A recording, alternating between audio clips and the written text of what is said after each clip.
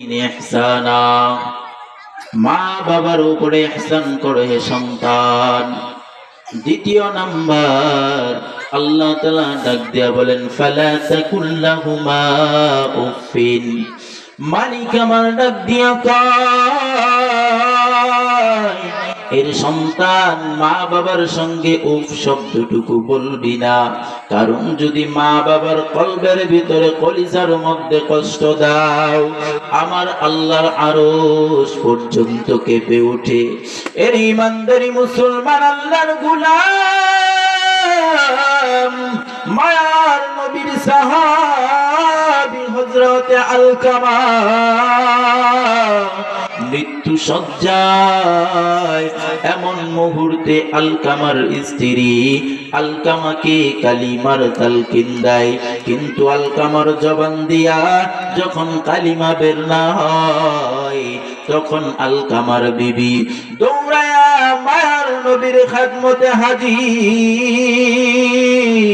ডাক দিয়া বলেন, ও মায়ার নবী আমার, আপনার সাহাবী হযরতে আলকামা দুনিয়ার জমিন থেকে মনে হয় বিদায় নিয়ে চলে যাবে, কিন্তু আলকামার জবান দিয়ে কালিমা নসিব হয় না। মায়ার নবী আমার হযরতে বেলাল রাদিয়াল্লাহু তাআলা আনহুকে আলকামার বাড়িতে পাঠায়া দিল। ও আলকামার বাড়িতে যাও, গিয়া আলকামারে কালিমার তালকিন দাও। হযরতে বেলাল আলকামার বাড়িতে চলে গেল। ডাক দিয়া কয়, আলকামা পড়ো লা ইলাহা ইল্লাল্লাহ। কিন্তু অনেক চেষ্টার পরেও আলকামার জবান দিয়া কালিমা বের হয় না। হযরতে বেলাল রাদিয়াল্লাহু তাআলা আনহু মায়ার নবীর খেদমতে হাজির। ডাক দিয়া বলেন, মায়ার নবী আমার, আপনার সাহাবী আলকামার জবান দিয়ে কালিমা বের হয় না। আল্লাহর পয়গম্বর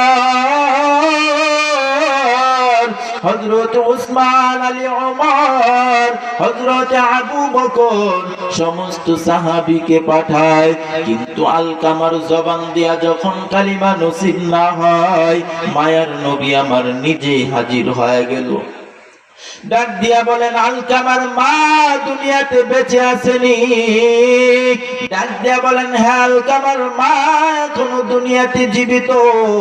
ডাক দেয়, ও আলকামার মা কি আমার কাছে আসতে বলো। তার বিবি ডাক দিয়া কয়, আলকামার মা তো এখন অসুস্থ, বিছানায় পড়ে রইছে। মায়ার নবী আমার আলকামার মায়ের ঘরে গিয়া ডাক দিয়া বলেন, ও আলকামার মা, তোমার সন্তান আলকামা তোমার সঙ্গে কোনো বেয়াদবি করছেনি? আজকে কেন আলকামার জবান দিয়া কালিমা নসিব হয় না? আলকামার মা দুইটা চোখের পানি ছেড়ে দিয়ে ডাক দেয়, ও মদিনার নবী আমার, আমি জিন্দেগিতে থাকি, আমি বসবাস করার সময় এত কষ্ট করিয়া আলকামারে বড় করেছি, কিন্তু আপনার সাহাবী আলকামা আমি মায়ের মনে আঘাত দিয়েছে, এই জন্য আলকামার জবান দিয়া কালিমা বের হবে না। মায়ার নবী ডাক দিয়া বলেন, ও আলকামার মা, তোমার আলকামাকে যদি আজকে মাফ না করে দাও, তাহলে তো আলকামা কালিমা না পড়িয়া মারা যাবে। আলকামার মা ডাক দিয়া কয়, এতে আমার কোনো সমস্যা নাই। মায়ার নবী ডাক দেয়, ও সাহাবীরা শোনো, শুকনা কিছু কাঠের ব্যবস্থা করো।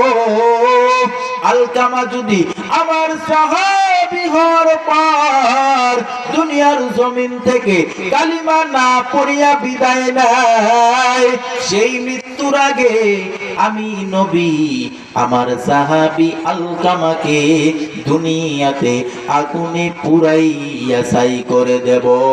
আলকামার মা এই কথা শোনার পর ডাক দিয়া বলেন, ও মায়ার নবী আমার, আমি আমার সন্তান আলকামাকে মাফ করিয়া দিলাম, কিন্তু আমার সন্তানকে আপনি দুনিয়ার জমিনে আমি মায়ের সামনে আগুনে পুরাবেন না, আমি সহ্য করতে পারবো না। এর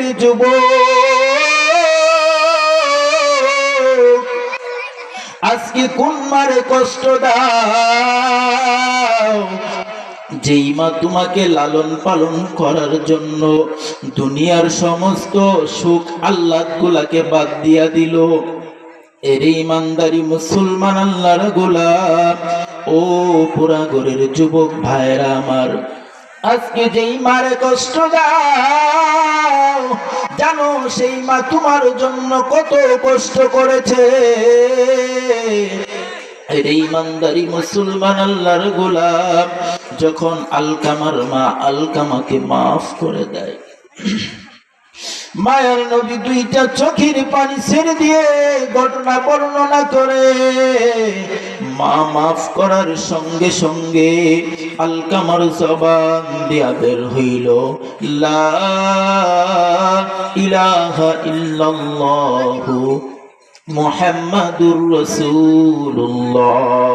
এই জন্য মাকে কষ্ট দিয়া কেউ দুনিয়াতেও শান্তি পাবে না, আখিরাতেও শান্তি পাবে না। আর যদি মায়ের দোয়া নিয়ে জীবন ধন্য করতে পারো রে মুমিন, মায়ের দোয়া আমার রবের কাছে বড় কবুল। এই জন্যই তো কবি বলেন, মায়ের দোয়া লও হে মুমিন, মায়ের দোয়া লও, বিপদে পড়বে না তুমি যখন যেথায় যাও। মায়ের দোয়া লও হে মুমিন, মায়ের দোয়া লও, বিপদে পড়বে না তুমি যখন যেথায় যাও। এর ইমানদারি মুসলমান আল্লাহর গোলাম, এই জন্য আল্লাহ তাআলা ডাক দিয়া বলেন, ফালা তাকুল্লাহুমা উফিন, মা বাবার সঙ্গে উফ শব্দটুকু বলবি না রে মুমিন। আল্লাহ তাআলা ডাক দিয়া বলেন তৃতীয় নম্বরে, ওয়ালা তানহারহুমা, আল্লাহ তাআলা ডাক দিয়া কয়, এরে গোলাম, দুনিয়ার জমিনে মা বাবাকে কখনো ধমক দিয়া কথা বলবি না। কে নিষেধ করে? আল্লাহ তাআলা নিষেধ করে যে মা বাবাকে কখনো ধমক দিয়া কথা বলবা না। এই মা বাবার কলিজায় কষ্ট দিস না, মা বাবার কলিজায় কষ্ট কেমনে দাও? এর সন্তান, আজকে তুমি লক্ষ টাকার মালিক হয়েছো, মা বাবার দোয়া ছাড়া হতে পারো নাই। আজকে পরীক্ষায় তোমার ভালো রেজাল্ট হয়, এই ভালো ফলাফলের পিছনে তোমার মা বাবার চোখের পানি আছে সন্তান। এর সন্তান, আজকে তুমি এলাকার ভিতরে শহরের মধ্যে প্রতিষ্ঠিত একজন চাকরিজীবী, এর সন্তান এমনি এমনি হইতে পারো নাই, তোমার মা বাবার নেক দোয়া ছাড়া হইতে পারো নাই।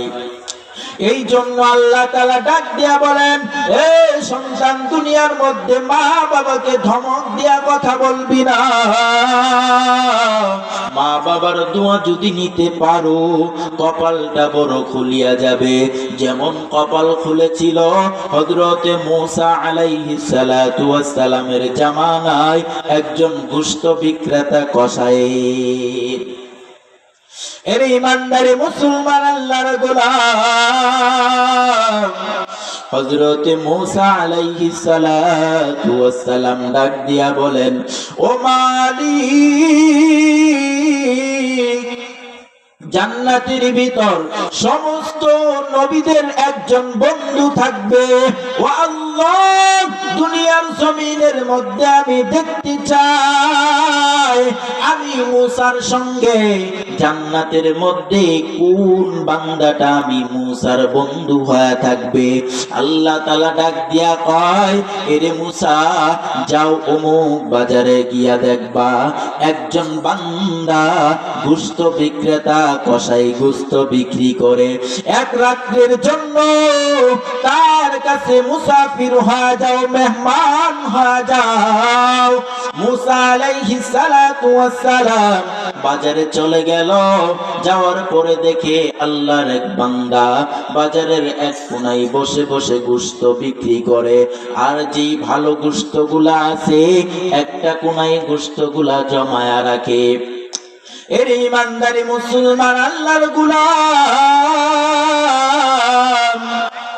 সাইয়্যিদিনা মূসা আলাইহিস সালাতু ওয়াস সালাম কসাইকে গিয়া ডাক দেয়, ও ভাই, আমি তো একজন পথিক সন্ধ্যা হয়ে গেল, আমি আপনার কাছে একটা রাত থাকতে চাই, আপনার বাসার জন্য মেহমান হইতে চাই।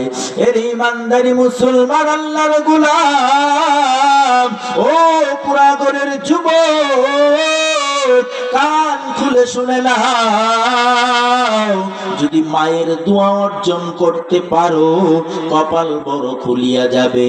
এরে আল্লাহর বান্দা হযরত মূসা আলাইহিস সালাতু ওয়াস সালাম এই কথা বলার পর কসাই ডাক দিয়া বলেন, ও ভাই পথিক, আমার বাড়িতে কোনো মানুষ নাই, একমাত্র আমি আর আমার বৃদ্ধা মা, দুইজনে মিলেই বাড়িতে থাকি।